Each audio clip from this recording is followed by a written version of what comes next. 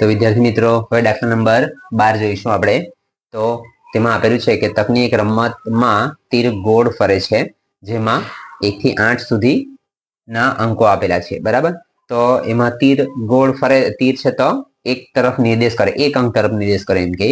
તો એમાંથી 1 2 3 4 5 6 7 8 માંથી કોઈ પણ એક તરફ નિર્દેશ કરે એવું કીધું છે.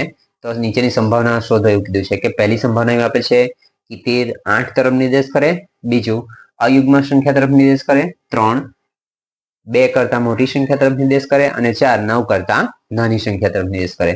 બરાબર, હવે તીર 1 થી 8 અંક આપેલા છે. આપણે પેલા ઘડિયાળના કાંટાની જેમ ઘડિયાળમાં 1 થી 12 કાંટા આપેલા હોય તેવી રીતે અહીંયા આગળ કેટલા 1 થી 8 સુધી નંબર આપેલા છે.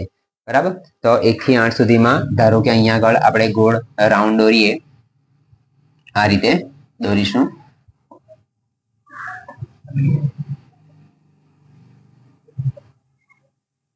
બરાબર, 1 2 3 4 5 6 7 અને 8 આ રીતે. બરાબર, હવે અત્યારે માનો કે એક છે, એક પર તીર આવતું હોય તો ત્યાર પછી પાછું ફરીને આખા ગોળ રાઉન્ડ કરીને ફરી પાછું એક પર આવે ત્યાં સુધીમાં બધા અંક પર કેટલી વખત આવતું હોય?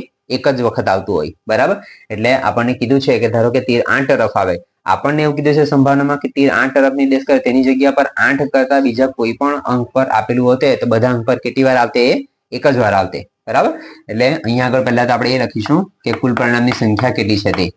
તો લખીશું કુલ પરિણામની સંખ્યા. તો કુલ પરિણામની સંખ્યા એટલે કેટલા અંક આપેલા છે આપણને? 1 થી 8 સુધી. તો નીચે લખીશું આપણે 1 થી 8 અંક એટલે NU બરાબર 8. ત્યાર પછી એક નંબર આપીને ઘટના એ એમાં લખીએ તો શું આપે છે પહેલી સંભાવના? તો કે તીર 8 તરફ નિર્દેશ કરે, તીર 8 તરફ નિર્દેશ કરે એવું લખ્યું છે. બરાબર, હવે મેં કીધું તે પ્રમાણે કે તીર 8 તરફ નિર્દેશ કરે તેની જગ્યા પર 8 કરતા બીજા કોઈ પણ અંક તરફ નિર્દેશ કરે એમ કહેતે તો પણ કેટલા અંક પર આવતે? 1 થી 8 સુધીમાં ગમે તે 8 છે તો 8 સિવાય બીજા કોઈ પણ અંક પર નિર્દેશ કરે એમ કહેતે તો પણ કેટલી વાર આવતે? એક જ વાર આવતે. બરાબર, એટલે અહીંયા આગળ લખીશું આપણે 1. બરાબર, પાછું નીચે લખીશું NA બરાબર 1. ફરી પાછું લખીએ તો PA બરાબર NA ના છેદમાં NU એટલે કે ઉદ્ભવેલ પરિણામની સંખ્યા છેદમાં કુલ પરિણામની સંખ્યા. તો NA બરાબર કેટલા છે?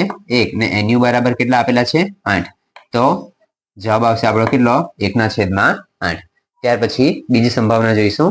2 નંબર આપીને ઘટના B એમાં શું આપેલ છે? તીર અયુગ્મ સંખ્યા, અયુગ્મ લખીશું આપણે તીર અયુગ્મ. અયુગ્મ એટલે શું કહેવાશે? એકી સંખ્યા. બરાબર, અયુગ્મ એટલે એકી સંખ્યા. તો તીર અયુગ્મ સંખ્યા તરફ આવે અથવા નિર્દેશ કરે. બરાબર, તો વિદ્યાર્થી મિત્રો જો કે આપણી પાસે નંબર આપેલા છે કેટલા આપણને? 1 થી 8 સુધી નંબર આપેલા છે આ રીતે. બરાબર, તેમાં ફરી પાછું જોઈએ તો 1 થી 8 સુધીમાં અયુગ્મ, અયુગ્મ એટલે એકી સંખ્યા. હજુ પણ જો કે અયુગ્મ એટલે શું થાય કે આપણે એની નીચે ધારો કે આ રીતે લખીશું કે 1 2, જેને નહીં સમજ પડતી હોય તે પણ જોજો કે આ રીતે આપણે લખીશું કે 1 2 1 2 લખીએ તો જેની નીચે આપણે એક નંબર લખેલો છે, બરાબર, જેની નીચે એક નંબર લખેલો છે તે બધી કહેવાશે અયુગ્મ એટલે એકી સંખ્યા કહેવાશે.